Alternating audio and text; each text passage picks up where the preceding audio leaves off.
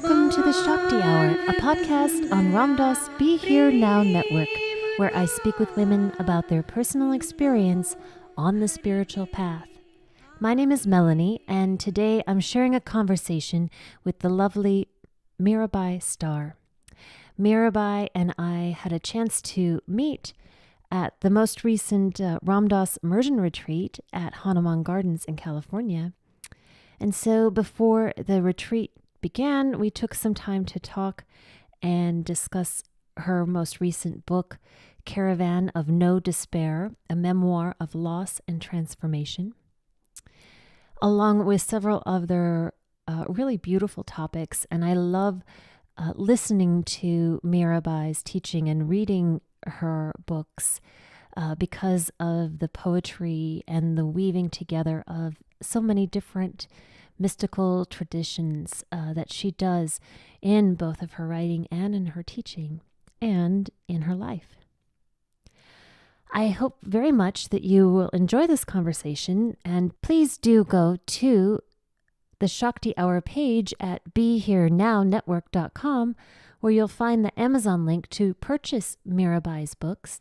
And if you purchase through that link, a portion of the proceeds do come back to the Be Here Now Network to support the Shakti Hour and all the other podcasts and offerings here. Please also remember to subscribe to the Shakti Hour on iTunes. And thanks very much for listening. So I'm here with the beautiful Mirabai Starr, and I thought it might be interesting to just offer us a little bit of information about your name to start. What a great opening question, Melanie. So Mirabai was a 16th century Indian mystic, Rajasthani princess actually, who was born into wealth and power and privilege and voluntarily abdicated all of that, relinquished all of that to follow her beloved Lord Krishna. For her entire life, she sang and danced to her beloved. So her poetry is still very much sung and spoken and honored throughout India. And when I was 13, I lived in New Mexico, and the school that I went to in Taos was run by the Lama Foundation at that time. And so we spent a lot of time up at Lama, where Ramdas, of course, created Be Here Now. And so let's see, this would have been 1974. So it was right after Maharaji left his body. And the atmosphere was so charged with the energy of Neem Karoli Baba. And many of the teachers at our school, or several of the teachers at our school and people who lived at Lama, were Neem Karoli Baba followers. So there was a lot of satsang gathering in that area, and they were our teachers, our drama teacher, our music teacher. And so the children, we wrote a play about the life of Mirabai that Surya and Sarada brought back, a comic book from India, you know, those comic books of the saints and gods and goddesses. And so using the comic book, we, the kids, wrote this musical play about the life of Mirabai, and I played Mirabai. And after that, I was given the name by my friends, and then that summer, Ramdas kind of gave it the stamp of approval. So I'm 56. I was 13. That's a long time ago. But that connection with her energy, the energy of Mirabai, it so perfectly resonated with my soul then and still. That the devotional quality, for sure, the artistic impulse, the expression in word and song, that so much matches my being. But more than that, there's something about what she calls me to be. And it has a lot to do with embodiment, because I have a tendency to go out, get me out of this place. It's hard here. And she brings me back again and again, which I think is the way of the feminine. And I have a couple questions come to mind. Mirabai herself was a poet. So in that time in India, just thinking of women in India in that time, she was educated enough to know to write. She was educated to write, read and write, and or do you think it was it just devotional prayer from her heart, or? Yeah, I think it was. I don't think these were composed pieces. I think they were spontaneously uttered and written down by her followers, very much like Mawlana Jalaluddin Rumi, who we know as Rumi or Hafiz, or the other ecstatic Sufi poets. I think it was very much at Kabir in India, very much in that lineage of spontaneous arising of love language. I first learned about her through the Indian singer Lata Mangeshkar. Oh. And there's a sample of her at the beginning of all the Shakti Hours. But that's how I came to her poetry, was through that voice. And it's so beautiful. And I don't have to know even the meaning of it to experience the sweetness of that romance, really. And it's sweet fire is what it is. Yeah. It's not sweet softness. I mean, there's an element of tenderness for sure, but it's fiery and electrical and wild and unleashed. And how, you said since you were 13 to 56, how has your relationship to that name shifted over time? Well, I think that often on our spiritual paths, as we develop and mature, there is this natural kind of movement toward a non-dual consciousness. And so for a while, I experienced my bhakti devotional nature as being different from this impulse I had toward undifferentiated states of consciousness. It didn't bother me that they were different. It wasn't like a conflict. In fact, I sometimes felt like they're supposed to be conflicted, the bhakti path and the non-dual path, but they never have been for me. They've always been both very natural and in a sense integrated from the get-go. But what I guess I have found is that I'm reclaiming my devotional nature at this stage in my life. And that I don't have to deny that I'm madly in love with a God that I don't believe in necessarily with my analytical mind. I don't really have a belief system that I subscribe to. And that's okay with me. And so, but I do have this passionate love that is no less alive for me at 56 than it was at 13.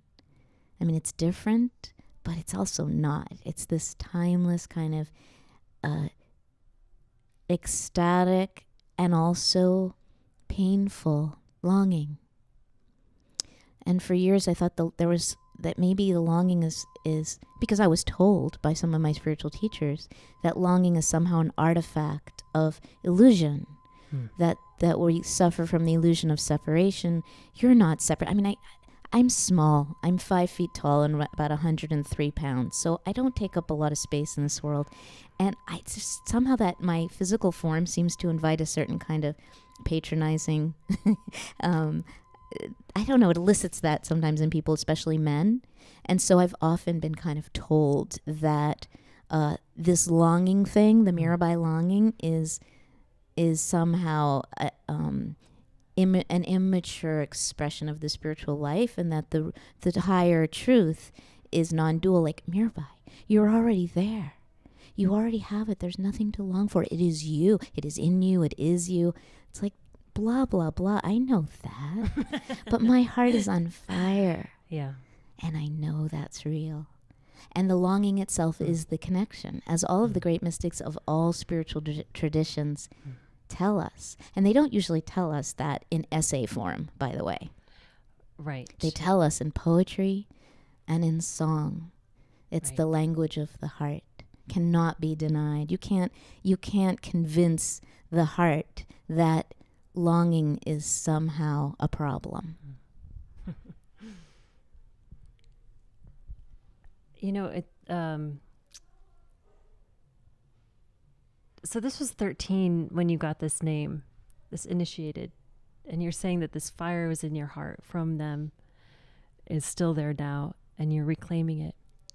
But I was curious when I was reading your memoir about the time before that. And I wondered if you, because you had this big event with the loss of your brother, and I wondered if you sensed this about yourself before then. Did you, like, when did you begin to know this part of yourself? Yeah. Well, so my brother Matty died when he was 10 and I was 7. And he died of cancer, of a brain tumor. And so it was, well, for my mom, it was extremely fast. It was less than a year from diagnosis to death. But my point being that unlike my own experience of losing a child in a car accident where I had no preparation, my parents, although it was horrific, experienced the gradual letting go of their child and me of my brother. And so there was this quality of, as he got sicker and sicker, the veil kind of got thinner and thinner. And I was only a child. I was 7 years old. But I felt myself, like in retrospect, of course, not at the time, I didn't have the reflective consciousness, but looking back, I felt that I was abiding with him in this kind of numinous space. So by the time he died, that space was very real for me and continued to be available. But I had no language for it, not only because I was a child, but because nobody was talking about that. And so each subsequent death, and I've had an incarnation so far that's been marked by an unusual number of deaths. Each one gave me access to that holy, holy ground that death can invite us into. And so although I've had many tragedies, I've also had, each one has been an opportunity to make my home in this sacred space somehow. And so yes, my spiritual life has always been intimately entwined with death.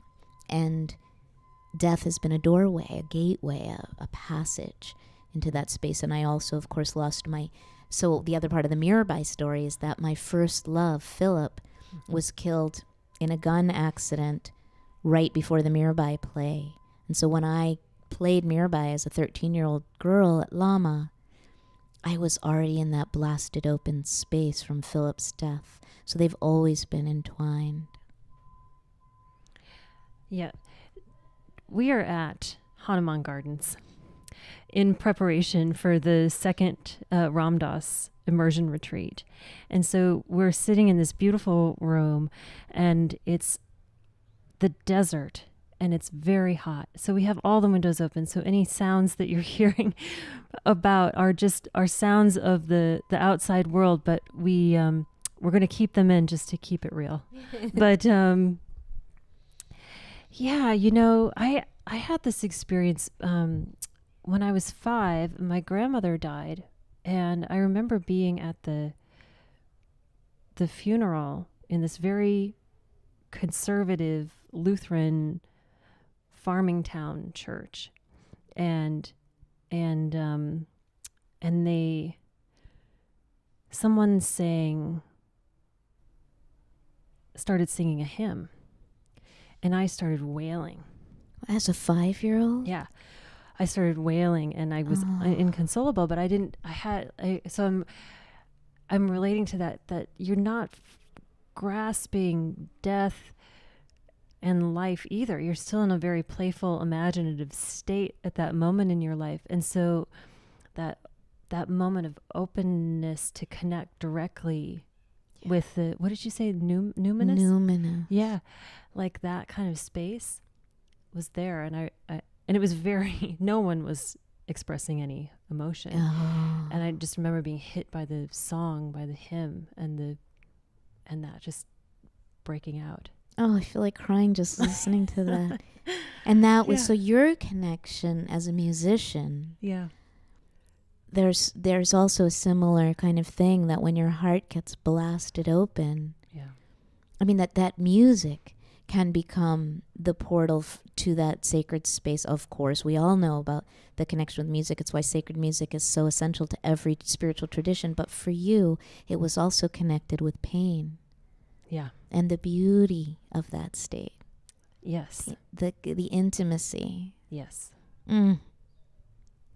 And to the point of it being within any tradition. So, that hymn written, I want to say it was How Great Thou Art, but so it's a devotional hymn, right? And so in a way that freed me from religion. Yes. In that moment to go into the spirit. Right. Beautiful. And so, but that's a very vulnerable place. Yes. To be. And I think this is your show, the feminine, I think is so much about being vulnerable, and it's not fun necessarily. It's not comfortable. It can be a lot of fun. It's not comfortable. It's not comfortable to the ego. And it's such there's a wiring, I feel, to the heart, to the emotional heart that is part of the beauty of the feminine capacity. But like you said, not necessarily fun, like to be present to those emotions. And so that longing that you're talking about, like, feels to me when you're sharing about it like a longing to just be absorbed in that. That's it. Yeah. Exactly. It's not to go somewhere else or to be something different, but the longing for wholeness, for oneness. Precisely. It's the longing itself becomes the energy of union. And I think that's why Bhakti Yoga is a yoga. I mean, yoga, of course, means path of union or path to union with the one. Yeah. And so not only is it a valid path, it's probably the most potent of all of the yogas, because that the Shakti of yearning sends us into the arms of the one, where our individuality then, of course, dissolves and we become one with the object of our heart's deepest desire. So it doesn't do any good to be told that there's something pathological about our desire for God or our feeling of separation. The pain of separation is not a problem. Yeah, and I think what I love about your story and your telling of it in your book is the honesty of all the relationships. Right. Relationships are not an obstacle. Right. And that working through that connection on the physical plane, in the material realm with one another. Yes. Is your own journey. And I think that might be another feminine aspect of spirituality, that the monastic life is available, obviously, to women and men, but that the crucible of relationship is so much our playing field. Yes, it is so feminine. It's tantric. It's Shakti. You're absolutely right. And do I always want to hang out here? No. In fact, I think my whole life, Melanie, since I was a girl, I've wanted a monastic life. And it's not my karma. It is not my way. And it's not only my personal karmic configuration, I think. I think it's also about being a woman and being embodied and being relational and finding the spiritual life right here in our bodies and our relationships and our communities. And that somehow for me to check out of it, even though it's tempting, it's not the work that I've been given to do or that many of us are being called to. And we really get that it's right here. Yeah, and I'm just sensing in that too, this capacity to expand and to give and to see, where is there more to give?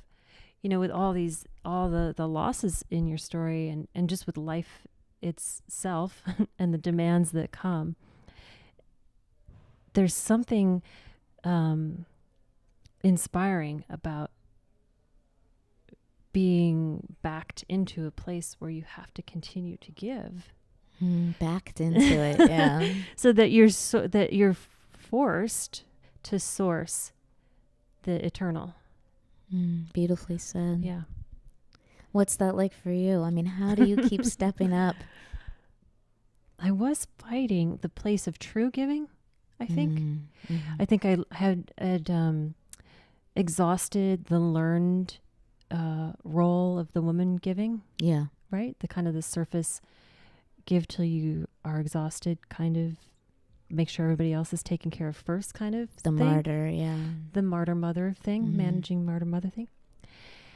And I think I just have moved into that place of, but the actual giving, the actual capacity to give is something very different. Yes. And it doesn't even have a lot to do with these day-to-day things. It's a much deeper calling of offering. That's Is beautiful. this resonating? Yeah. It is, and so I think the whole key, I think, is being true to our nature. We're all actually different, and so I think when we try to squeeze ourselves into the boxes that we think are spiritual or sacred activism or any kind of activism, we have these notions, these preconceived notions of what it means to be of service, and they sometimes prevent us from actually finding what is our true task in this world and finding how to reconnect with that which resources us, as you say, that inner replenishing, that somehow we feel guilty if we find ways to, like for me, that monastic inclination I've had all my life there's something true about it. And so even though I'm really committed to embodiment, to sacred activism, to showing up, I also know that I have a deep thirst for the quiet.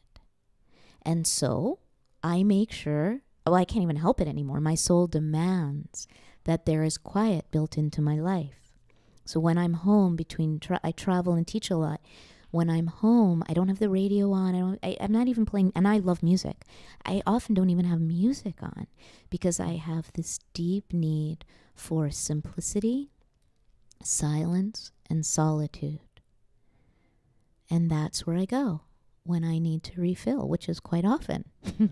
And that's okay with me. I get it now that's what my soul requires in order to step up. Yeah, I mean, in your story, it doesn't, not to trivialize it at all, but it felt like an action movie or a video game of just like if you were having to conquer all these different things, just one after the other. It just felt like you were running a marathon. And I'm wondering, you're talking about now having this solitude, having quiet, and having these moments of recharge to go back out. How has that evolved for you? I mean, what were you sourcing through all of this trauma of your life until this place? How has that evolved for you in taking care of yourself and showing up? Poetry, music, art. The arts have always been the wellspring that has fed me. So yeah, we've alluded a few times to my memoir. So it's called, and you probably have already introduced it, but just to reiterate, it's Caravan of No Despair, a memoir of loss and transformation. And so you're right, it's a loss after loss, not just deaths, although there are plenty of those, but loss of innocence, loss of virginity, loss of community. There are many losses in this book that are catalysts for a deeper and deeper surrender. And the reason it's called Caravan of No Despair is not because it's a litany of all the shitty things that have ever happened to me so that people will, feel sorry for me or think I'm special. It's my affirming my participation in the human condition that we all share.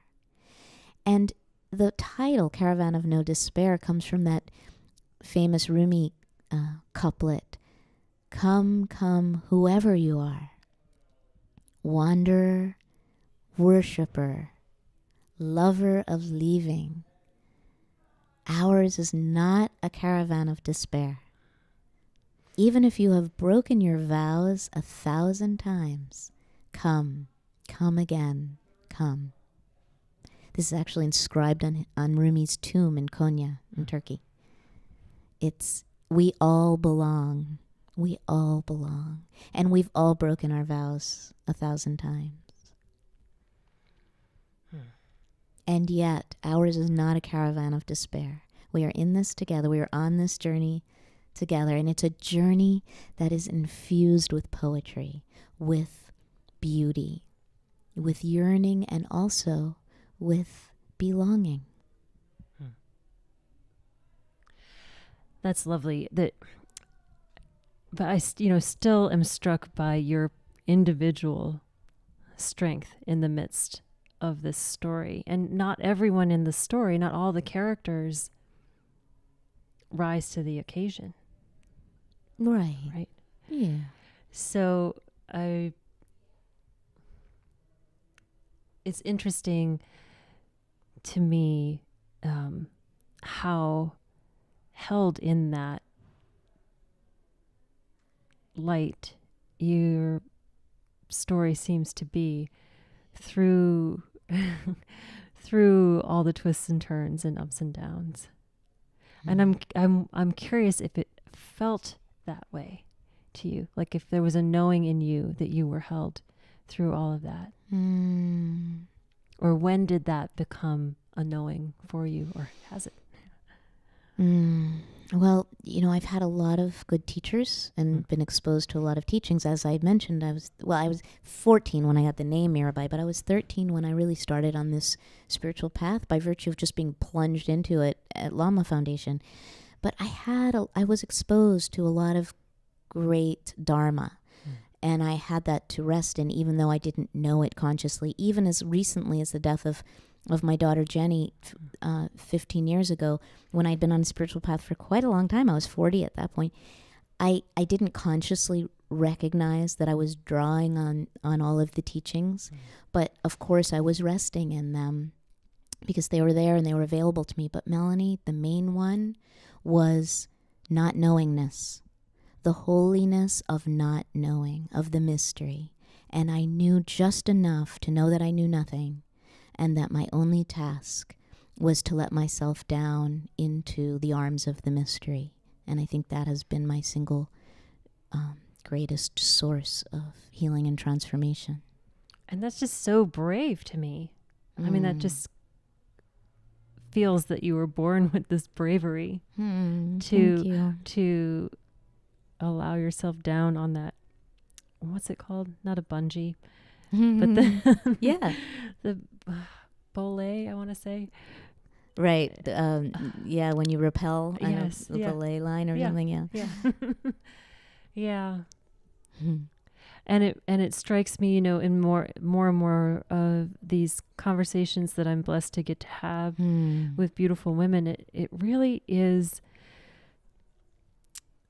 It really is like the stories, like the myths, like these mythical goddess creatures and figures, characters that we get to be named after, that we each do come with this gift of our own, this strength of our own teaching to run through the play of life with that and encounter.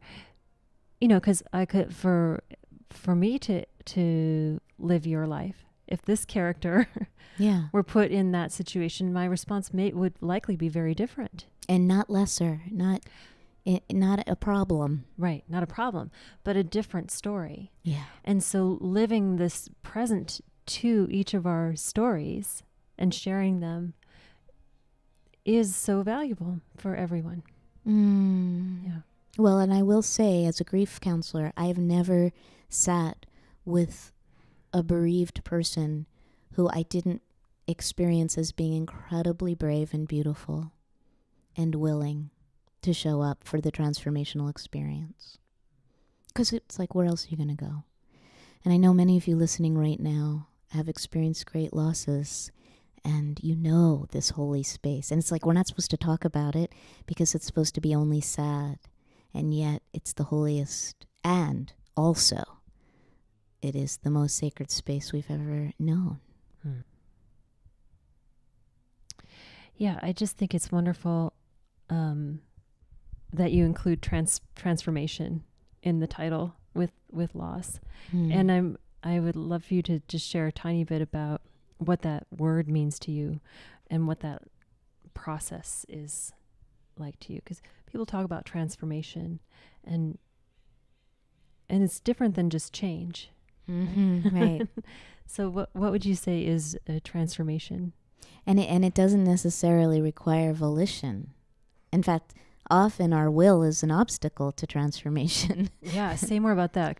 I mean, there's a willingness involved. I'm a translator of the Christian mystics. So I'm a Jew from New York, or at least that's, my parents are, and I was born in New York, and they were refugees from that world. But I grew up in a secular Jewish family that was drawn to Hinduism, Buddhism, to the Dharma traditions. And I, at a very young age, became deeply connected to Sufism, various Sufi orders, but knew nothing about Christianity until really my 20s, when I encountered the Christian mystics and just fell in love with them. And one of the things I love about Santa Teresa de Avila, Saint Teresa of Avila, who I translate from the 16th century Spanish. She was a contemporary of Mirabai, by the way. I love that. Really? Huh. My two girls. Huh. What a coinky dink. So one of the things I love about Teresa of Avila and all the Christian mystics is they speak about this kind of co-creative relationship between God and the soul, where we show up for the work of spiritual practice, but we're surrendering at the same time to grace. So it's this beautiful dance between willingness to be transformed, doing the work of purification in a sense, and yet knowing that we're not in charge and that grace is grace. It comes or it doesn't, and transformation happens or it doesn't. So there's a willingness to be transformed, but there's also an intention to meet the beloved halfway and do the work. And so I think that's what transformation is about. It's that combination of being present and allowing and not being in charge, knowing we're not in charge. Yeah, that really is a loving interpretation of transformation. And it's like that patience, love is patient and kind, and it's so surrendered the way that you're putting it. Because I think transformation has become a buzzword, like a desired result. Right. Something that, what if I just have loss and no transformation? What if I don't, suddenly become something else, or take this and turn it into something else? And I love that devoted witness to the process and allow that co-creation to happen as it need be, Well, because I personally can say I felt like I was in a chrysalis for longer than I wanted to be, Yeah. And any attempt, as you said, any willful attempt to get out of that was just caused more pain. Yeah. And each of us has that our own timing. And it's often subtle. I think we expect these dramatic enlightenment experiences. Right. And lo and behold, I am just as neurotic as I used to be. But I'm perhaps a little more aware of it, one, and definitely have more tenderness toward myself, too. When I act out in all those ways that I thought I'd be long over with and above, thought I had these visions, these versions of what an enlightened being is, like Anandamaya Ma was my main one. And I remember saying to Ramdas recently on the phone, when you met me and I was 14 years old, my model of enlightenment was Anandamaya Ma, and I was pretty sure by 16 that would have happened. And here I am at 56, just as neurotic as ever. And he said, but you are Anandamaya Ma. The reason you resonated with her is because that is exactly, who your being is too, but it just looks way different than your little, ego expectations of what enlightenment looks like. In other words, I'm not an enlightened being by any sense, by my own version of reality or anyone else's external objective version. And yet my soul is who she is. And she is awake and connected. Even though my external personality part, which is just as real and just as beautiful, not to be discounted, it still suffers and struggles and misbehaves. Yeah. And that's holy too. Yeah. And this is all coming back to the longing and the duality idea that all these things are happening together, and that holding of the relationship, the space for all these things to have a relationship within your own being. So the beauty of contemplative practice, as well as devotional practice, but contemplative practice, that is silent sitting or silent walking or whatever it may be, but those practices that bring us into the present moment, is that this vast spaciousness opens up whenever we set the intention to just be present, as fully present as we can be in the moment with what is, with exactly what is. And then there's enough room for all of it. Can you describe a bit about your experience of what that's like to sit in stillness and in presence and have everything be as it is? Would you like me to read a paragraph from my book? Sure. About that? Sure. With reticence at first, and then with mounting courage, I dared to mourn my child. From the very beginning, I suspected that something holy was happening, and that if I were to push it away, I would regret it for the rest of my life. There was this sense of urgency, as if turning from death meant turning from my child. I wanted to offer Jenny the gift of my commitment to accompany her on her journey away from me, even if to do so simply meant dedicating my heartbeat and my breath to her and paying attention. And so I showed up. When a feeling I did not think I could survive would threaten to engulf me, I practiced turning toward it with the arms of my soul outstretched. And then my heart would unclench a little and make space for the pain. Years of contemplative practice had taught me just enough to know better than to believe everything I think. How to shift from regretting the past and fearing the future to abiding with what is. In this case, a totally fucked up thing, the ultimate fucked up thing. I sat with that. I did not engage in this practice to prove something to myself or anyone else. I was not interested in flexing my spiritual muscles. I did it for Jenny.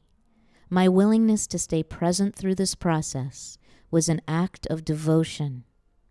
By leaning into the horror and yielding to the sorrow, by standing in the fire of emptiness and saying yes to the mystery, I was honoring my daughter and expressing my ongoing love for her. It was not mere mindfulness practice. It was heartfulness practice. Yeah. that speaks exactly to my question. And also to devotion, to the devotional path, and that the love and the longing for your lost daughter was held in that practice as well. Right. And that's why I keep saying it's not Yeah. like death, grief. Grief is not a problem to be solved. It sucks. I hate it. Yeah. And I hate that those of you listening have had to endure the losses that you carry. And also something else. There is an infinite spaciousness in the heart that doesn't make it okay. Like, this is not a spiritual bypass I'm talking about here. Like, just meditate your way into this, numinous realm where loss is an illusion. No. It's about fully inhabiting the human condition, which is the holiest space I know. Otherwise, we'd all be out there in the ethers with no egos and no bodies. Right. And it can be so difficult in that space to stay present. At least in my experience, the biggest difficulty I've had in staying present during grief has been this part of me that is convinced it can change it. Right? Mm-hmm. There's this, even though there's a finality to it, there for me there was difficulty staying present because there was a desire. The desire to have it be otherwise was so strong that then the will wanted to fix it. Exactly. And there's a chapter in the book called, I think, something like Navigating the Landscape of Loss, in which I take Elizabeth Kubler-Ross's 5 stages of grief and kind of reimagine them as stations on the spiritual journey. And one of the things we learn is that in the bargaining phase, which is 3, and it's not a linear journey, and that's kind of what that chapter is all about, is that the illusion of some kind of beginning, middle, and end is dispelled by showing up for what is.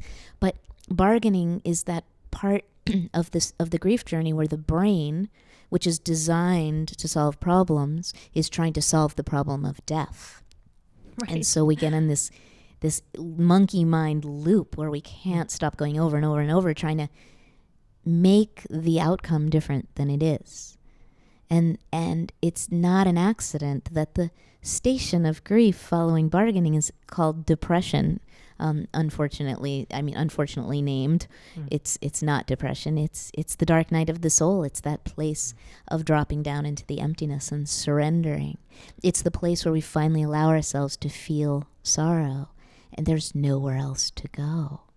And so bargaining ultimately spins itself out and comes to rest in the darkness, which is a kind of holding, to come back to your question earlier. Like, when did you feel held in all of this? I felt most held when I was most surrendered. Like, I fucking give up. There's nothing I can do to make this different than it is. There is nowhere I can go. I surrender.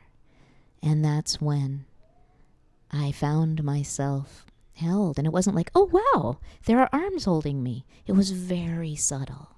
Yeah. But very real. Yeah. And in the poetry of that, like in poetry itself or in art itself, there's the space, that gap in between it that is that. Right. And we think we're conditioned to get away from those spaces. Yeah. Yeah. Yeah. And in time has no relationship to time. No. Right. Not in the way that we understand it. Yeah. And when we were at retreat in May, Ram Dass said, dying and sadhana are the same thing. Really? He said that? That's so great.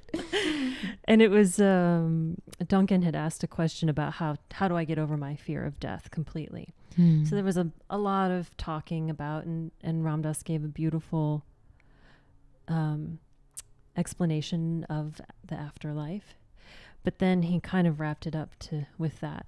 And that's been something I've been working with. Say it again. Dying and sadhana are the same thing. And every spiritual tradition I know of, Melanie, says some version of that annihilation is the path to union. And my namesake, Mirabai, beautifully expresses that in her poetry. The moth being drawn to the flame. The lotus that she ends one of her poems by saying, "The single lotus will swallow you whole." That's sadhana. It's death and transformation.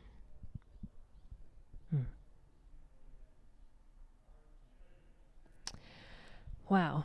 Well, I've been asking everyone to close if they could give a piece of advice specifically to women and girls on the spiritual path. So we still, in spite of all of the great efforts of our mothers and grandmothers, we still seem to carry around this sense that we are not enough and that we're too much. Both. I mean, talk about mixed messages that we're expected to grapple with and carry. What a burden. And so I've been saying it throughout this conversation, and so I'll just reiterate that what we are, who we are, what we have is not only not a problem, it is the God-infused sacred ground that we walk on. You are enough. You're not too much. You're exactly right, just as you are.